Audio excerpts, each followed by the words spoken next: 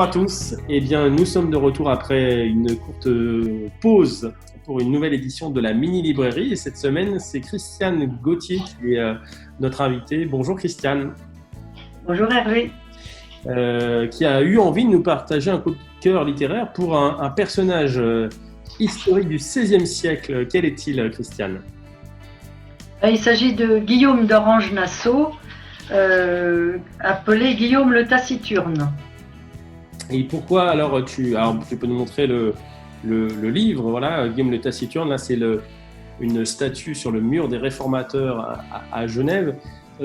Pourquoi ce personnage te fascine-t-il et pourquoi as-tu envie de nous en parler plus en détail vendredi ? Guillaume le Taciturne, moi je connaissais un petit peu son nom, mais pour moi il était un petit peu inconnu, donc j'ai voulu me documenter.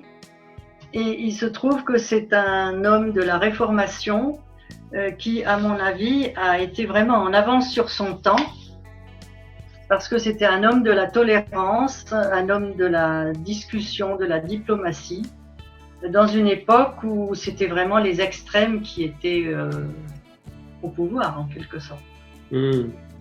Alors, juste brièvement, est-ce que tu peux nous en dresser la biographie ? Donc, il est allemand d'origine, c'est ça ? Mais il a une généalogie plutôt portée vers les Pays-Bas, néerlandaise, c'est ça ?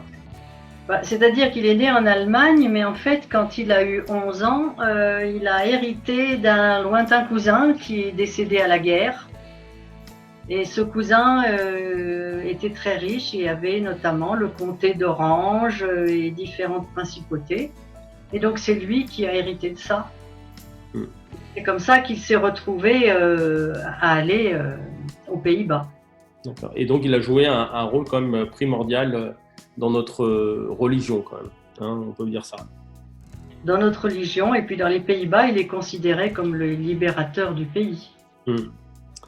Eh bien, je vous invite tous à nous rejoindre ce vendredi 19 juin pour la nouvelle édition de la mini-librairie avec Christiane qui nous partagera sa passion pour ce personnage de Guillaume le Taciturne. Et puis, vous pourrez aussi échanger avec elle puisqu'elle a bien étudié le sujet. Merci Christiane, à vendredi. Au revoir.